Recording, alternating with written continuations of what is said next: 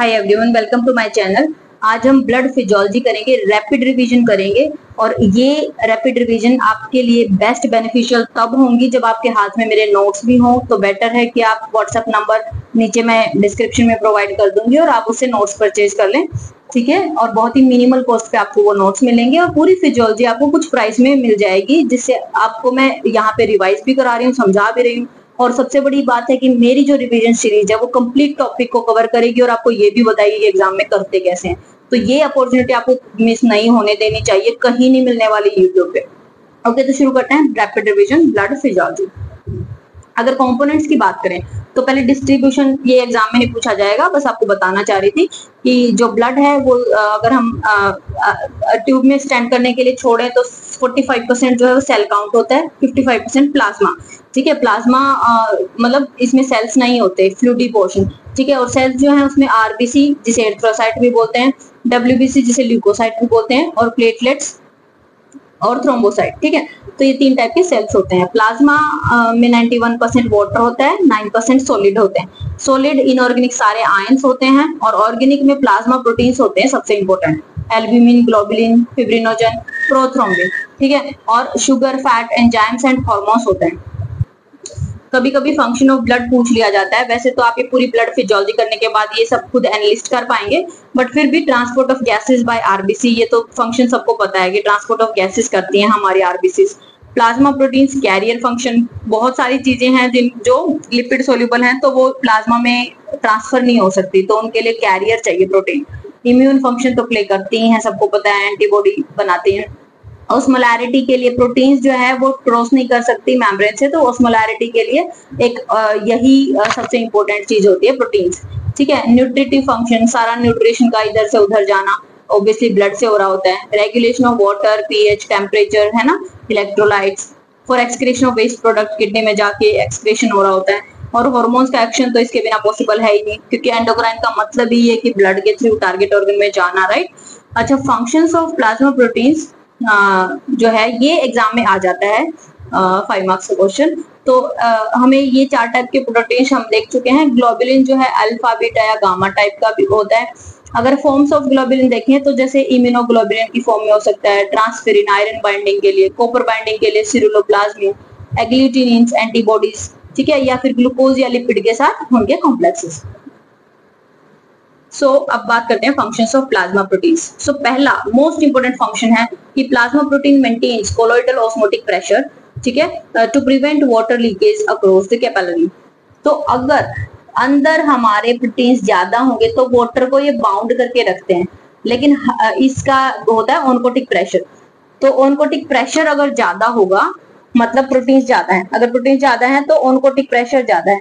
Oncotic pressure, अगर oncotic pressure ज्यादा है तो हमारा फिल्ट्रेशन कम होगा, फिल्ट्रेशन कम होगा मतलब हमारा फ्लूइड जो है वो बाहर नहीं जाएगा, ठीक है। और अगर प्रोटीन्स कम हो गए, जिसे हम बोलेंगे ऑनकोटिक प्रेशर कम हो गया, तो वो फेवर करेगा फिल्ट्रेशन। बेसिकली क्या है, कैपिलरी के अक्रॉस जो है वो प्रेशर डिफरेंस देखा जाता है। जो प्रेशर डोमिनेट करेगा उसका इफेक्ट चलेगा। अगर हाइड्रोस्टेटिक प्रेशर ज्यादा होगा तो फिल्टर होगा सारा फ्लूइड, अगर ऑनकोटिक ज्यादा होगा तो फिल्टर कम होगा, ठीक है। तो इसीलिए वाटर लीकेज से बचाता है हमारा प्रोटीन, ओके, पहली चीज, ओके। अगर ये कम होगा तो फिर फिल्ट्रेशन ज्यादा होगा, फिल्ट्रेशन ज्यादा होगा तो वाटर जाएगा इंटरस्टिशियम में और हो जाएगा एडिमा। तो यही चीज आप एडिमा के पैथोजेनेसिस में लिख सकते हैं, ठीक है। नेक्स्ट फंक्शन है एक्ट एज बाइंडिंग और कैरियर प्रोटीन। तो ये हमने देख लिया कि आयरन को ट्रांसफर होने के लिए ट्रांसफेरिन चाहिए, कॉपर को ट्रांसफर होने के लिए सिरुलोप्लाज्मिन चाहिए। तो इस तरीके से बाइंडिंग प्रोटीन काम करते हैं। ब्लड क्लॉटिंग में फिब्रिनोजन और क्लॉटिंग फैक्टर्स, वो प्रोटीन्स प्रेजेंट होते हैं हमारे ब्लड में।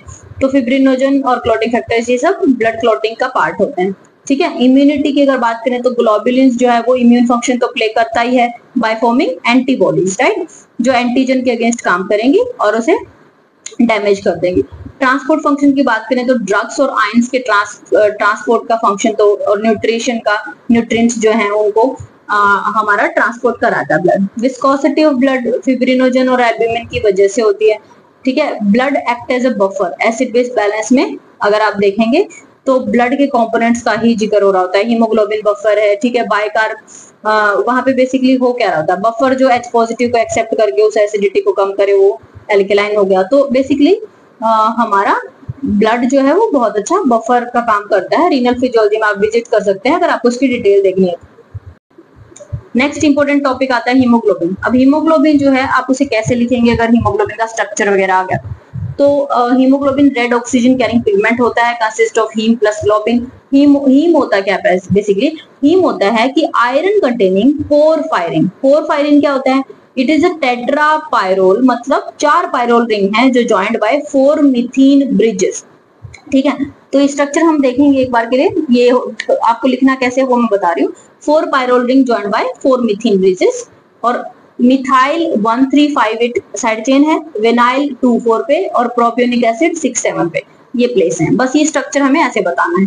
ग्लोबुलिन की अगर बात करें तो 4 पॉलीपेप्टाइड चेन्स होती हैं, 2 अल्फा, ठीक है, और 2 बीटा चेन्स होती हैं। Each chain attaches with 1 haemoglobin, ठीक है।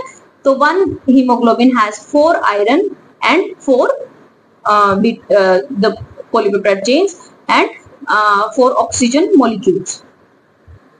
तो ये है हीमोग्लोबिन का स्ट्रक्चर। अब देखो इस तरीके आपको ड्रॉ क्या करना है, आपको बेसिकली 4 पायरोल रिंग ड्रॉ करनी है। ये एक पायरोल रिंग हो गई, ये दूसरी पायरोल रिंग हो गई, ये तीसरी पायरोल रिंग हो गई, और ये चौथी पायरोल रिंग हो गई। अब पायरोल रिंग को सबको ही मीथेन से अटैच कर देना है, ठीक है, इसीलिए हम बोलते हैं 4 pyrrole ring joined by 4 methane bridges. ये देखो ये 4 मीथेन ब्रिजेस है, मीथेन, ठीक है। अब ये तो हो गया क्लियर, ठीक है। आयरन सेंटर में आपको कोवलेंट बॉन्ड से बता देना है, और उसके बाद आपको क्या करना है बेसिकली, देखो आपको काउंट कैसे करना है, इस मीथेन ब्रिजेस को काउंट नहीं करना, रेस्ट आपको काउंट करना है स्टार्टिंग फ्रॉम हियर 1 2 3 4 5 6 7 8 काउंटिंग हो गई। अब आपको क्या करना है, मिथाइल आपको राइट करना है 1 3 5 एंड 8 पे, ठीक है। इसी को लिखेंगे मिथाइल 1 3 5 8 पोजीशन, ठीक है। और उसके बाद फिर 2 पे विनाइल है और 4 पे विनाइल है, तो आप लिखेंगे कि vinyl at 2 and 4 and propionic acid at 6 and 7, ठीक है। बस यही है हीमोग्लोबिन का स्ट्रक्चर, ठीक है। तो कभी कभी स्ट्रक्चर पूछ लिया जाता है। अगर फॉर्म्स ऑफ हीमोग्लोबिन या टाइप ऑफ हीमोग्लोबिन पूछे तो क्या लिखेंगे, तो types of varieties of haemoglobin या टाइप ऑफ हीमोग्लोबिन होता है ये HbA, A2 एंड HbF, ठीक है। HbA होता है 95% हमारे अंदर जो होता है, जिसमें 2 अल्फा और 2 बीटा चेन होते हैं। HbA2 होता है जिसमें 2 बीटा की बजाय 2 डेल्टा चेन होती है, ठीक है। 10 अमाइनो एसिड्स डिफर कर रहे होते हैं। फीटल हीमोग्लोबिन और HbF क्या होता है, ये फीटस में होता है टिल 5 मंथ्स, और फिर बाद में डिक्रीज होना शुरू हो जाता है, और HbA इंक्रीज होना शुरू हो जाता है। इसमें डिफरेंस क्या है, इसमें बेसिकली बीटा चेन की बजाय इसमें है गामा चेन, ठीक है। HbF में 37 अमाइनो एसिड्स डिफर करते हैं, ठीक है, और ये इंट्रायूट्राइन ड्यूरेशन में हाई होता है, एट बर्थ कम हो जाता है, 90% HbA होता है एट बर्थ। HbF की इंपॉर्टेंट बात यह है कि ग्रेट एफिनिटी है ऑक्सीजन के लिए बहुत ज्यादा। If it persist after birth it is called thalassaemia. आगे पढ़ेंगे हम इसको। नेक्स्ट है HbS, सिकल सेल हीमोग्लोबिन, ठीक है। इन बेसिकली क्या होता है, in beta chain at position 6 glutamic acid is replaced by valine, ठीक है। In reduced form HbS precipitate into crystal and damage the cell membrane, जिसकी वजह से शेप चेंज हो जाती है, विस्कोसिटी बढ़ा देगा, इसीलिए स्प्लीन उसे डैमेज कर देगा, ठीक है, HbS। और फॉर्म्स ऑफ हीमोग्लोबिन देखें तो ये कुछ फॉर्म्स ऑफ हीमोग्लोबिन है जो हीमोग्लोबिन ब्लड में चेंज करता रहता है। ऑक्सी हीमोग्लोबिन अगर ऑक्सीजनेटेड है, ऑक्सीजन रिमूव हो जाए तो डीऑक्सी हो गया, ठीक है। मेथ हीमोग्लोबिन मतलब आयरन की जो है इंस्टेड ऑफ ये फेरिक हो जाता है इंस्टेड ऑफ फेरस, ठीक है। कार्बामिनो CO2 के साथ बाउंड, कार्बोनाइल CO के साथ बाउंड, या कार्बन मोनोक्साइड भी बोलते हैं इसको, ठीक है, या फिर glycosylated haemoglobin HbA1c। Haemoglobin synthesis बहुत ज्यादा नहीं पूछा जाएगा, बट आप देख सकते हैं कि 2 सक्सिनाइल को एक ग्लाइसिन के साथ पायरोल बनाता है, 4 पायरोल ज्वाइन करके 4 प्रोटोपोरफायरिन बनाती हैं, आयरन के साथ हीम बन गया, पॉलीपेप्टाइड्स हैं और हीमोग्लोबिन। फैक्टर्स हमें हीमोग्लोबिन सिंथेसिस के लिए चाहिए, protein, iron, copper, calcium, cobalt, vitamin B12 for iron absorption, vitamin C and B12 for RBC synthesis, ठीक है। हीमोग्लोबिन जो है वो इंटरमीडिएट नॉर्मोब्लास्ट स्टेज में अपीयर होना शुरू होता है, ये हम देखेंगे एरिथ्रोपोइसिस में। हीमोग्लोबिन का फेट कभी कभी पूछ लिया जाता है। हीमोग्लोबिन ब्रेक किसमें करेगा, जिससे मिलके बना है हीम और ग्लोबिन, ग्लोबिन तो फूल में रीयूज हो जाएगा, लेकिन हीम जो है बिलीवर्डिन पिगमेंट बनाएगा जो बिलीरुबिन में कन्वर्ट होकर लीवर में एंटर हो जाएगी। बिलीरुबिन लीवर में जाके कंजुगेट होता है और सिक्रेट होता है बाइल में। अब वो या तो यूरिन से यूरोबिलिनोजन बन के और यूरिन में एक्सक्रेट आउट हो जाता है, या फिर फीकल मैटर में स्टर्कोबिलिनोजन बन के। ठीक है, नॉर्मल वैल्यूज की अगर बात करें हमारा, तो बर्थ पे जो है हीमोग्लोबिन हाई होता है 17 to 22 ग्राम पर डेसीलीटर। चिल्ड्रन में स्पेशली इन्फेंट्स में ये कम हो जाता है क्योंकि वो फिर वीनिंग पे होते हैं, ब्रेस्ट फीड पे होते हैं, तो आयरन कंटेंट उनके पास कम होता है, तो 11 to 13 ग्राम। अडल्ट्स में 14 to 18 ग्राम मेल, 12 to 16 ग्राम पर decilitre in female. Next most important topic जो मोस्टली पूछा जाता है एरिथ्रोपोइसिस, उसमें आपको क्या लिखना है वो देख लो। फॉर्मेशन ऑफ आरबीसी को बोलते हैं एरिथ्रोपोइसिस। इसमें सिंथेसिस एंड मैच्योरेशन दोनों पार्ट्स इन्वॉल्व होते हैं। आरबीसी जो है फंक्शन क्या प्ले करती है, transport of gases, blood groups, उसके ऊपर जो एंटीजन होता है उसकी वजह से ब्लड ग्रुप्स का फंक्शन और buffer action. Sites of erythropoiesis से स्टार्ट कर सकते हैं आप सीधा। ड्यूरिंग इंट्रायूट्राइन लाइफ जो है वो 3 कैटेगरी में बताएंगे। मीजोब्लास्टिक स्टेज जो है वो 3 मंथ तक होती है, जहां योक सेक सिंथेसिस कर रहा होता है। फिर हिपैटिक स्टेज मतलब लीवर और स्प्लीन ये पार्ट निभा रहे होते हैं 6 मंथ तक। फिर माइलॉइड स्टेज जिसमें 6 to 9 मंथ तक जो है बोन मैरो सिंथेसिस कर रहा होता है, और लेटर ऑन जो है सिर्फ मेम्ब्रेनस बोन मैरो जो है वो प्ले कर रहा होता है। स्टेजेस ऑफ एरिथ्रोपोइसिस में क्या होता है, बेसिकली बोन मैरो में प्लूरिपोटेंट स्टेम सेल प्रेजेंट होता है जो कमिट हो जाता है, कुछ चीजों की प्रेजेंस की वजह से कमिटेड स्टेम सेल बन जाता है वो। अब कमिटेड स्टेम सेल जब वो बनता है तो वो या तो एंटर हो जाता है लिम्फोइड सीरीज में, या एंटर हो जाता है CFU कॉलोनी फॉर्मिंग यूनिट बन जाता है। अब कॉलोनी फॉर्मिंग यूनिट जो है वो या तो GM कैटेगरी जिससे ग्रेनुलोसाइट और मोनोसाइट बनेंगे, या CFU बनता है जिसे एरिथ्रोसाइट के लिए एरिथ्रोसाइट सीरीज में एंटर हो जाता है। ठीक है, कॉलोनी फॉर्मिंग यूनिट एरिथ्रोसाइट, तो यहां से बनता है आरबीसी। तो कॉलोनी फॉर्मिंग यूनिट एरिथ्रोसाइट जो है वो बन जाता है प्रो एरिथ्रोब्लास्ट। प्रो एरिथ्रोब्लास्ट में अगर आप ध्यान से देखें ये 20 माइक्रोमीटर का साइज होता है और बेसोफिलिक होता है, ये बिग न्यूक्लियस होता है। तो नेक्स्ट है अर्ली नॉर्मोब्लास्ट जिसमें साइज रिड्यूस हो जाता है 14 माइक्रोमीटर पे।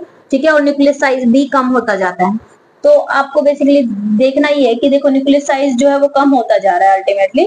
और नेक्स्ट स्टेज है इंटरमीडिएट नॉर्मोब्लास्ट, 12 माइक्रोमीटर साइज होता है, लेकिन यहाँ पे जो है ये कलर शो करने लग जाता है। बेसोफिलिक की बजाय ये पॉलीक्रोमेटिक शो करता है। क्यों?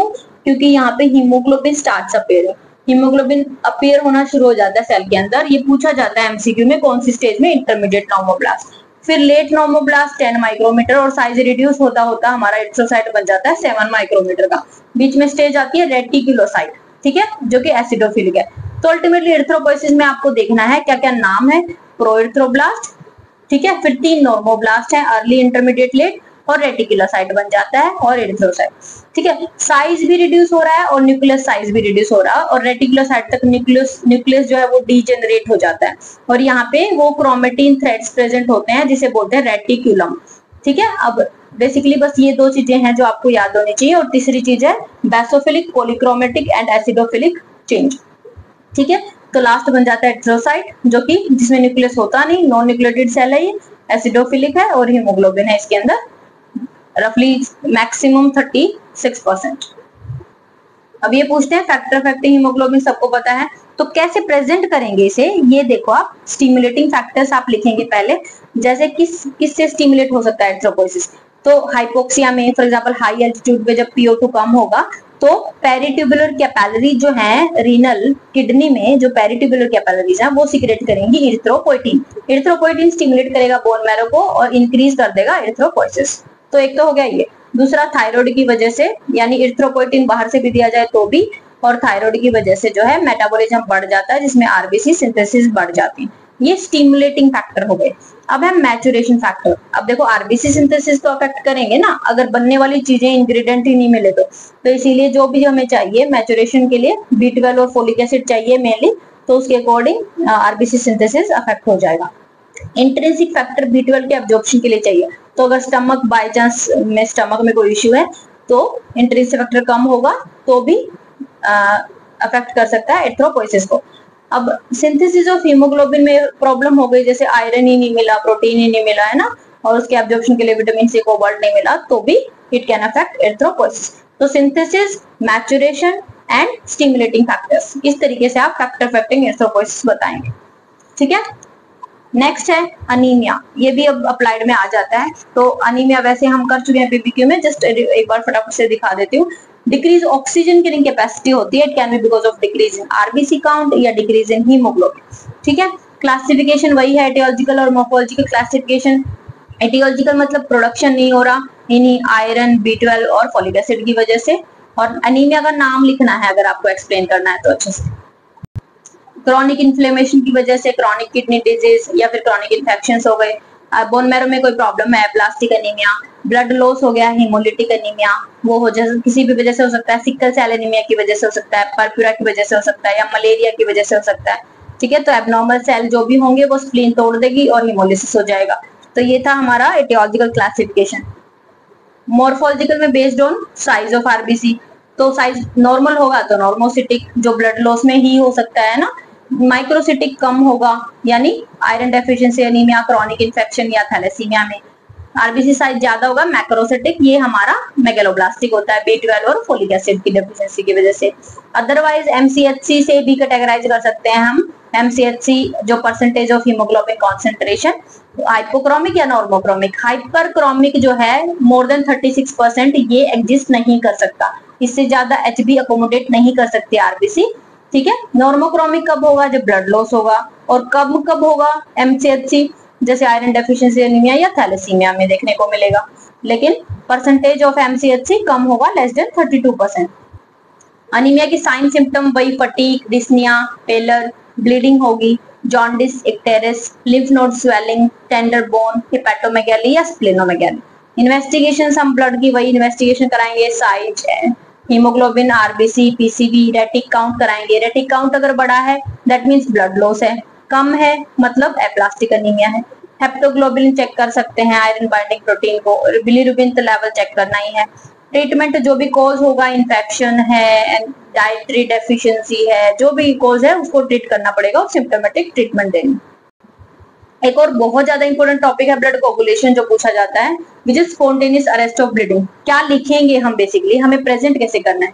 ब्लड क्लोटिंग जो है वो तीन चीजें होती हैं, एक वास्कुलर स्पाज्म यानी vasoconstriction at side, platelet plug formation और permanent plug formation. Permanent plug formation के तीन पार्ट्स होते हैं, एक तो प्रोथ्रोम्बिन एक्टिवेटर बनेगा, ठीक है, जिसे प्रोथ्रोम्बिनेज भी बोलते हैं, एक्सट्रिंसिक इंट्रिंसिक पाथवे इसका पार्ट होते हैं, राइट। फिर थ्रोम्बिन बनेगा, फिर फिब्रिन बनेगा, बस। अब वेजोस्पाज्म कैसे होता है, एंडोथेलिन जो है सेरोटोनिन सिक्रेट करेगी, जिसकी वजह से वेजोकॉन्स्ट्रिक्शन होता है। पहली चीज तो हो गई ये। उसके बाद है प्लेटलेट प्लग कैसे बनाती हैं। अब प्लेटलेट जब एक्सपोज होते हैं तो बोन विलिब्रेंट फैक्टर जो है वो रिलीज होता है, अब वो उसे अटैच कर देता है कोलेजन को, ठीक है, कुछ से रिसेप्टर्स की वजह से, जिसे बोलते हैं प्लेटलेट एडहेजन। जब ये प्लेटलेट एडहेयर होते हैं इस फैक्टर की वजह से, तो ये कुछ रिलीज करते हैं, फिब्रिनोजन, एडीपी, बोन विलिब्रेंट फैक्टर को ही रिलीज करते हैं, जिसे बोलते हैं एक्टिवेशन। अब उस एक्टिवेशन की वजह से दूसरी सारी प्लेटलेट आके कुछ रिसेप्टर से वो एडहेयर करती हैं, जिसे बोलते हैं प्लेटलेट एग्रीगेशन। तो ये हो गया दूसरा स्टेप, प्लेटलेट प्लग फॉर्मेशन। तीसरा परमानेंट प्लग, वो होता है बेसिकली, पहले देखेंगे प्रोथ्रोम्बिन का फॉर्मेशन, प्रोथ्रोम्बिनेज या थ्रोम्बिन एक्टिवेटर भी बोलते हैं इसको। ये दो तरीके से होता है, एक्सट्रिंसिक, इंट्रिंसिक। इंट्रिंसिक क्या होता है कि अंदर ही कोलेजन एक्सपोज हो गया, ठीक है, ये हम टेस्ट ट्यूब में डाल के भी एक्टिवेट कर सकते हैं। अब इसमें आपको फैक्टर ये देखना है कौन सा एक्टिवेट हो रहा है, तो 12, 11, 9, 10, ठीक है, 12, 11, 9, 10। इधर क्या होता है, इधर जब पूरा वेसल कट जाए तो ब्लड एक्सपोज हो जाता है, tissue, blood come in contact with tissue, तो एक्सट्रिंसिक मतलब बाहर का हो गया। इसमें क्या होता है, टिश्यू फैक्टर की प्रेजेंस में फैक्टर 7, फैक्टर एक्टिव 7 में बन जाता है और 7 से सीधा आके 10 को एक्टिव कर देता है। तो ये 10 है, 10 और कुछ नहीं है, प्रोथ्रोम्बिन एक्टिवेटर है जो एक्टिवेट हो गया है, पहला स्टेप ओवर। अब ये प्रोथ्रोम्बिन एक्टिवेटर जो है वो बेसिकली प्रोथ्रोम्बिन से थ्रोम्बिन को कन्वर्ट करेगा, इसीलिए उसका नाम प्रोथ्रोम्बिन एक्टिवेटर है। अब वो क्या करेगा, थ्रोम्बिन फिब्रिनोजन से फिब्रिन बनाएगा। अब वो मैश वर्क जो है वही होता है क्लोट, ठीक है। तो इस तरीके से आप क्लोटिंग को एक्सप्लेन कर सकते हैं। विटामिन के का क्या रोल है पूछा जाता है, 2 नंबर में कभी पूछ लिया जाता है। तो ये फॉर्मेशन ऑफ फैक्टर 2, 7, 9, 10 के लिए रिस्पॉन्सिबल होते हैं। हालांकि एंटीकोगुलेंट के लिए, सिंथेसिस के लिए भी रेस्पॉन्सिबल होता है विटामिन के। कोगुलेशन डिसऑर्डर्स जो है, disrupted clotting can lead to haemorrhage. Haemophilia है जैसे फैक्टर 8 और 9 डेफिशिएंसी, और परप्यूरा है जिसमें प्लेटलेट कम है, तो दूसरा स्टेप जो है वो डेफिशिएंट हो जाएगा। एक और बहुत ज्यादा इंपॉर्टेंट टॉपिक जो 100% आता है एग्जाम में, ब्लड में 3 या 4 टॉपिक हैं जो बहुत ज्यादा इंपॉर्टेंट आ रहे हैं, वो बता रहे हैं। तो इम्यूनिटी हमेशा पूछा जाता है। Immunity is ability to fight against infection, ठीक है। अब ये 2 टाइप की होती है, इनेट जो बाय बर्थ प्रेजेंट होते हैं, एक्वायर्ड जो बाद में हम एक्वायर करते हैं। इनेट क्या होती है? By birth. फॉर एग्जाम्पल क्या क्या होता है? इनेट इम्यूनिटी सेपरेटली पूछ लिया जाता है और आप लोग सोच रहे हो तो क्या लिखें, तो देखो ऐसे लिखना है, स्किन प्रोटेक्ट करेगी, बाहर की कवरिंग है तो एंट्री नहीं होने देगी। मिकोजा वही काम करेगा, कवर करेगा सारे सेल्स को, prevent penetration of microbes. Tight junction जो है उसकी वजह से। सलाइवा लाइसोजाइम होता है, एंटी माइक्रोबियल प्रॉपर्टी है। टीयर्स में भी एंटी माइक्रोबियल होते हैं। गैस्ट्रिक एसिड पीएच अपने आप ही किल कर सकता है इंजेस्टेड बैक्टीरिया को। वेजाइनल पीएच जो है वो भी इन्फेक्शन प्रिवेंट के लिए होता है। फ्लोराज होते हैं गट में, वो गुड बैक्टीरिया जो होते हैं वो बैड बैक्टीरिया से बचाते हैं हमें। एपिथेलियल लेयर अपने आप में ही बहुत इंपॉर्टेंट है। क्यों? क्योंकि एपिथेलियल लेयर जो है वो इंटीग्रिटी को मेंटेन करती है। जब वो ब्रेक हो जाती है तब हमेशा हमें कोई ना कोई प्रॉब्लम हो जाती है ना, इन्फेक्शन हो सकते हैं। बाकी एपिथेलियम पे सीलिया भी प्रेजेंट होते हैं, तो सीलिया अगर माइक्रोब अंदर मान लो फॉर एग्जांपल ब्रोंकस में चले गए तो सीलिया होते हैं जो कफिंग और स्नीजिंग रिफ्लेक्स एक्टिवेट करके उसे बाहर फेंकने की कोशिश करते हैं, है ना। और उसके अलावा ये तो थे कुछ बैरियर जो बने हैं। अब है जो सेल्स हमारे पास है वो है न्यूट्रोफिल, अक्यूट इन्फेक्शन में सबसे फर्स्ट लाइन डिफेंस है, ठीक है। मैक्रोफेजेस होते हैं, मोनोसाइट बन के पूरी बॉडी में हर जगह कहीं ना कहीं बैठे होते हैं पूरी लाइफ के लिए और रोल प्ले कर रहे होते हैं वो। कफर सेल लीवर में जैसे जैसे पैम हो गया, पल्मोनरी एल्वेलर मैक्रोफेजेस होते हैं। माइक्रोग्लिया ब्रेन में हो गया ना, डेंड्रिटिक सेल हो गया इंटेस्टाइन में, तो ये बहुत इंपॉर्टेंट है। और कॉम्प्लीमेंट सिस्टम जो है, मल्टीपल प्रोटीन्स आर देयर जो कि एक दूसरे को एक्टिव करते हैं कैस्केड्स में, एक चेन ऑफ रिएक्शन है जो सारे एक्टिव होते हैं। करते क्या है? फेगोसाइटोसिस, कीमोटैक्सिक और मेक पोर फॉर्मिंग, पोर बना के बैक्टीरिया को किल करते हैं। इस तरीके से वो बैक्टीरिया को किल करते हैं। ये था इनेट इम्यूनिटी। अगर एक्वायर्ड आ गया तो 2 टाइप से होता है। एक्वायर्ड इम्यूनिटी क्या होती है? जो इम्यून रिस्पॉन्स एनवायरनमेंट के इन्फ्लुएंस की वजह से हम सीखते हैं, एडेप्टेड टू एनवायरमेंटल कंडीशन, ठीक है। इम्यूनिटी एक्वायर होती है सेल मेडिएटेड, हार्मोनल मेडिएटेड, ठीक है। सेल मेडिएटेड जो है वो होता है टी लिम्फोसाइट की वजह से, और ह्यूमोरल होता है बी लिम्फोसाइट की वजह से।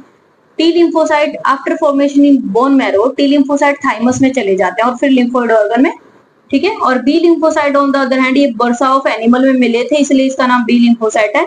बाकी लिम्फ नोड में ट्रेवल कर रहे होते हैं और बनाते हैं प्लाज्मा सेल और मेमोरी बी सेल, ठीक है। टी लिम्फोसाइट के टाइप्स होते हैं कुछ, T helper, T cytotoxic, suppressor T cell, memory T cell. हमें बेसिकली प्रेजेंट करना है कि इम्यून रिस्पॉन्स होता कैसे है। तो जब भी बैक्टीरिया आता है सबसे पहले जो सेल एनकाउंटर करता है उसे बोलते हैं एपीसी, एंटीजन प्रेजेंटिंग सेल। ये डेंड्रिटिक सेल होते हैं या फिर मैक्रोफेजेस होते हैं जो हर जगह सेटल्ड हैं, ठीक है। अब वो करता क्या है बेसिकली? क्यों बोलते हैं एंटीजन प्रेजेंटिंग? क्योंकि एंटीजन प्रेजेंटिंग सेल एंटीजन को एंगल्फ करता है और प्रेजेंट करता है टी लिम्फोसाइट को इस तरीके से। इसके अंदर एक कॉम्प्लेक्स होता है, ये MHC2, ठीक है, मेजर हिस्टोकॉम्पैटिबिलिटी कॉम्प्लेक्स, MHC2, ठीक है। इस MHC2 का ही एक और अंदर पोर्शन होता है जिसे हम बोलते हैं HLA, ह्यूमन ल्यूकोसाइट एंटीजन।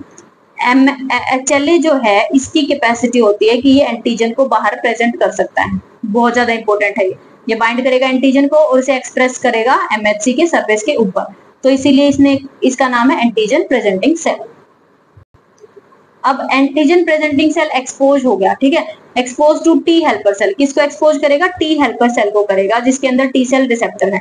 अब टी सेल रिसेप्टर और MHC2 ये एक दूसरे को बाइंड करते हैं, बीच में एंटीजन होता है और कुछ एडेशन प्रोटीन्स होते हैं। जब इस तरीके का कॉम्प्लेक्स बनता है, ठीक है, तो टी हेल्पर सेल एक्टिवेट हो जाते हैं। अब टी हेल्पर सेल अगर एक्टिवेट हो जाते हैं तो क्या करेंगे?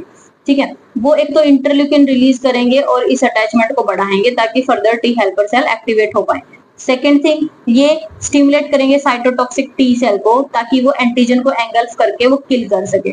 तीसरी चीज, टी हेल्पर सेल स्टिमुलेट करेंगे बी लिम्फोसाइट को ताकि वो एंटीबॉडीज बना सके, और एंटीबॉडी जो है सरफेस पे बहुत सारी एंटीबॉडीज एक्सप्रेस हो जाती हैं बी लिम्फोसाइट के। अब वो एंटीबॉडीज क्या करती हैं, एक तो एंटीबॉडी जो है वो कॉम्प्लीमेंट सिस्टम को एक्टिवेट कर देती हैं, पोर फॉर्मिंग कोट करती हैं फैगोसाइटोसिस के लिए ताकि उन्हें टेस्टी लगे और वो साइट पे जो है हमारे न्यूट्रोफिल्स और मैक्रोफेजेस आए, कीमोटैक्सिस बोलते हैं इसको। अल्टीमेटली फैगोसाइटोसिस कराती है और कुछ पोर फॉर्मिंग करते हैं, ठीक है। एंटीबॉडीज जो है वो किल भी कर सकती हैं एंटीजन को बाय एंटीजन एंटीबॉडी रिएक्शन, और वो मेमोरी सेल भी बना सकती हैं ताकि फ्यूचर में कभी इन्फेक्शन आए तो they can attack. Last topic है थैलेसीमिया। थैलेसीमिया क्या होता है, basically 2 alpha 2 beta chain HbA होती हैं, ठीक है। जब ये चेन बनने में कोई डिफेक्ट हो तो उसे बोलते हैं thalassaemia. Thalassaemia is inherited blood disorder characterised by less oxygen carrying capacity of blood.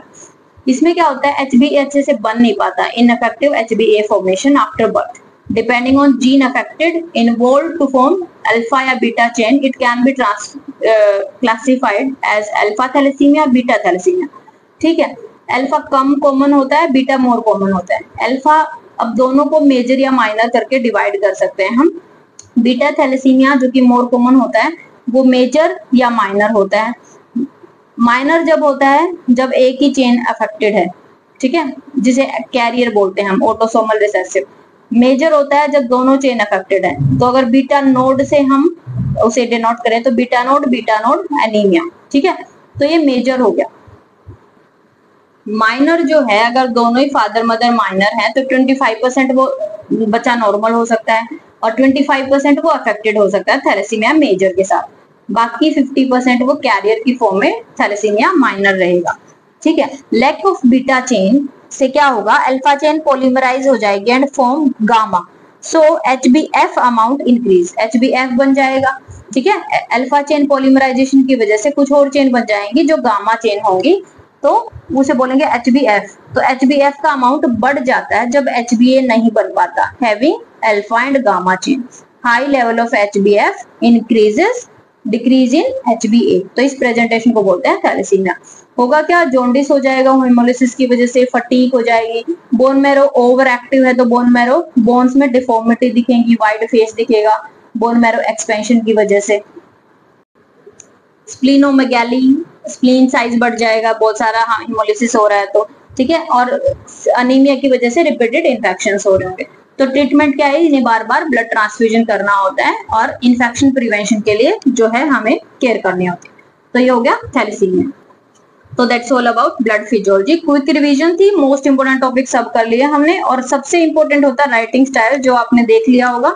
Note से अच्छे से देख लेना कैसे प्रेजेंट करना है, ठीक है, इस तरीके से प्रेजेंट करेंगे तो आपकी स्कोरिंग बहुत अच्छी होगी। Okay, good luck, thanks for watching, bye bye.